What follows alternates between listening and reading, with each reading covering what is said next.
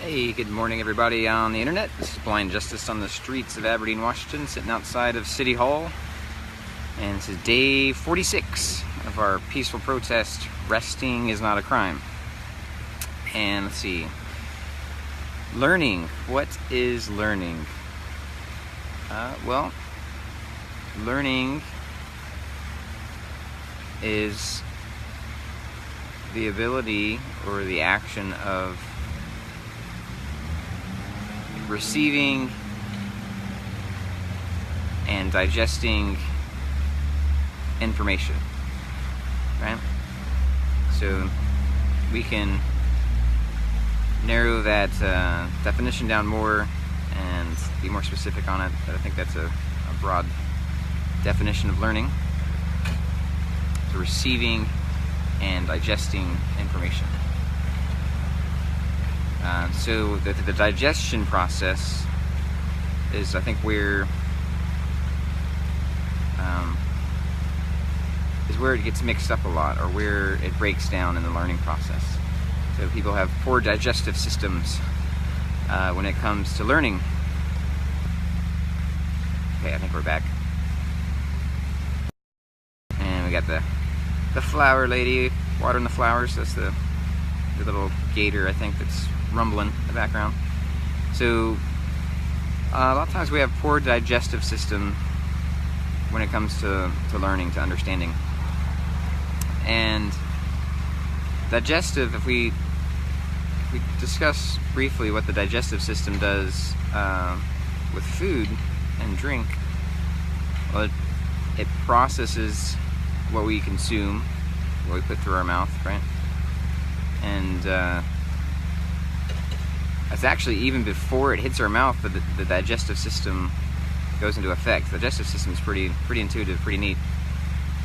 So in the gut, you have around 100 million neurons, which is about the same amount of neurons in the average brain of a dog. And those are interconnected and like neurons. It's like brain cells, right, in your gut. It's known as the gut brain. It's pretty interesting. But because you have that enteric intelligence already built into your system, when you are anticipating food, right, if you're going to a restaurant, or if you're thinking about going to a restaurant, you're already starting that process of anticipation, right? You're feeling it, your hormones start to release, and you're like, okay, this is hunger. I'm hungry. I need to get food. Everything starts to point towards receiving nutrition. Once you get near the food and in the restaurant, you can smell the aroma, right? That triggers different things in the olfactory nerves and triggers stuff that let you start to salivate. Oh, food's coming. Food's about to be there. Once you actually have it in front of you, you're about to eat it. You can smell it even more in depth, and it triggers different things in the body to get ready to receive and start to absorb the nutrients and break down the material. Same thing, once it hits your mouth, you salivate. That's part of the digestive process, and your saliva helps to break that down all the way down through the throat into the gut. And the whole point of the digestive system is to resupply your energy, right? To get your nutrients, the nutrients that you need for healthy function of your body,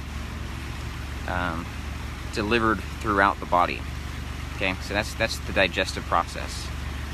Now let's apply that back to information, to learning.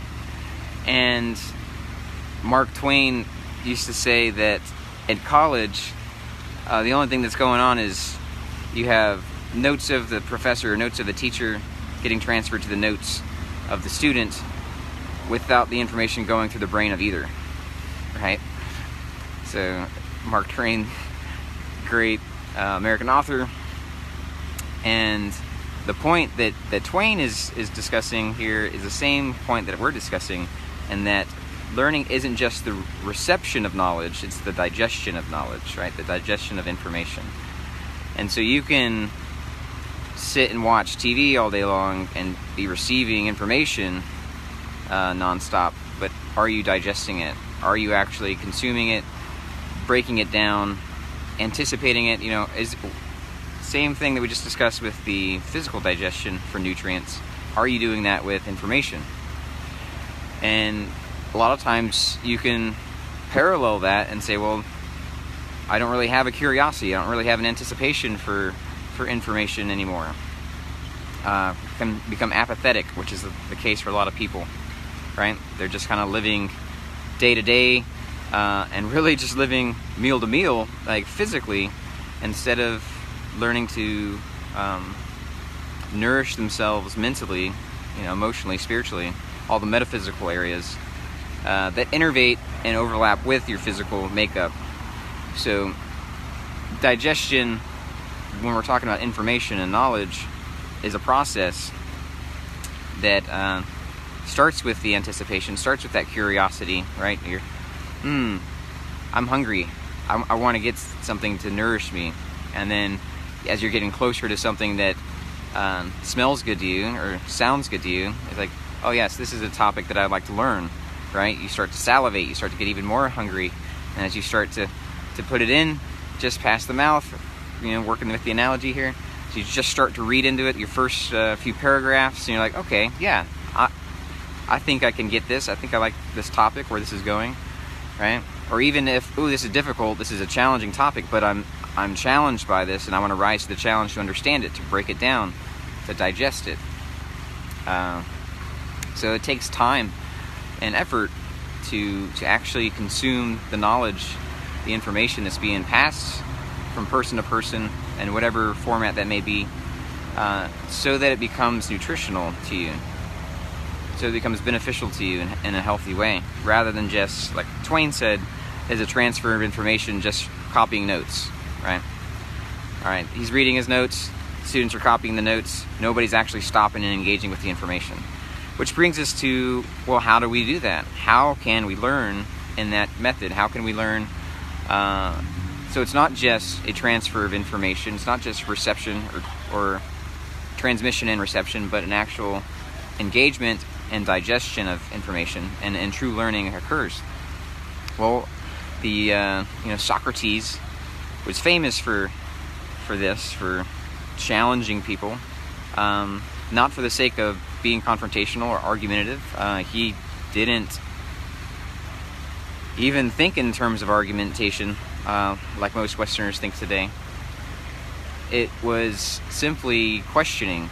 He questioned, right? Somebody would have a premise, a presupposition, a statement. So then you would question that statement and find ways, okay, is there any way that statement is inaccurate? Or is there any ways that statement doesn't apply, right? Or can we expand that definition, right? For instance, I made a statement of what knowledge is. Oh, hey. Good morning. Good morning. How are you? All right. In the middle of Yeah, I'm just doing the video. No, I can wrap it up in a minute. So yeah, that's the Socratic method. And we can probably put a link to a video on the Socratic method in order to engage in dialogue, where the goal isn't to disprove somebody or to prove them wrong or to prove your point, but it's to understand the other person's perspective, right? And it's not even the other side of it, because that paints a picture of a dichotomy of A versus B, right? Two-sided thing, which is how we have a two-party system, in politics, instead of we have a multi-party system where everyone can just pick wherever they want, and people don't necessarily have to be affiliated with boxed arguments or boxed ideas.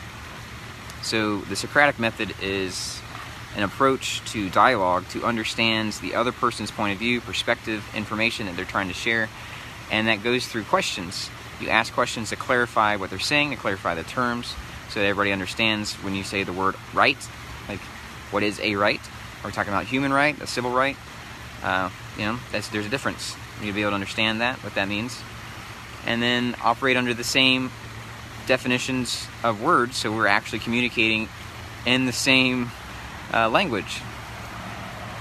And then you move on from there, because you find the common ground of, okay, we understand what this means, and you're saying this, all right, cool, and I'm saying this, all right, now let's understand those positions a little bit more, and find where there's common ground, where there's agreement, find where there's possibly disagreement, right? But then that takes time to understand another person. It takes patience, takes being okay with some silence, right? As somebody works out a thought, somebody analyzes something for the first time, if challenged with questions.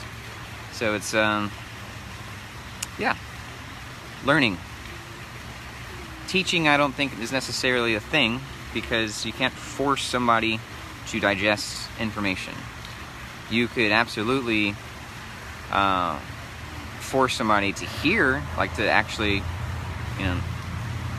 capture them, put them in a room with a loudspeaker and play whatever information you want. You can do that. That can be forced, but that's just the transfer piece, transmission and reception. But you can't force somebody to digest the information and internalize it and then make it a part of themselves and their worldview. So, yeah, that's learning. And I've got a friend here that wants to talk, so I'm going to go ahead and end it right now. But we can talk about this more later if you guys are interested. So you guys have a wonderful day. Peace and love to you, and Deo Presto Liber.